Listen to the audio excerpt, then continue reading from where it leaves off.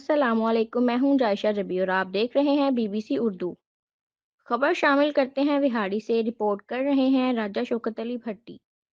وہاڑی کے نواحی علاقے لڈن کی بلوچ برادری اور کھوکھر برادری کے درمیان طویل عرصے سے قتل کا مقدمہ عدالت میں زیر سماعت تھا، جس کی آج پیشی تھی۔ کھوکھر برادری کے اجمل اور شہباز جیسے ہی سیشن کورٹ کے مین گیٹ پر پہنچے تو گھات لگا کر بیٹھے۔ بلوچ برادری کے مسلح ملزمان نے فائرنگ کر دی، جس کے نتیجے میں اجمل نامی شخص موقع پر جاں بحق ہو گیا، جبکہ شہباز شخص اور ڈسٹرکٹ بار کا وکیل ہمایوں خان، جو کہ کھوکھر برادری کے ساتھ عدالت میں پیشی کے لیے جا رہے تھے، شدید زخمی ہو گئے۔ فائرنگ کی آواز سنتے ہی سیشن کورٹ میں ڈیوٹی پر موجود پولیس اہلکاروں نے سیشن کورٹ کا مین گیٹ بند کر لیا۔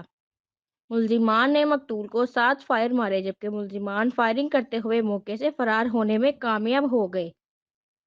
ذرائع کے مطابق چند سال قبل کھوکھر برادری اور بلوچ برادری کے درمیان زمین کے تنازع پر لڑائی میں بلوچ برادری کا ایک شخص کھوکھر برادری کے ہاتھوں قتل ہو گیا تھا، جس کی مسلسل سماعت جاری تھی۔ ریسکیو 1122 اور پولیس موقع پر پہنچ گئی۔ زخمی افراد کو ڈی ایچ یو ہسپتال منتقل کر دیا گیا۔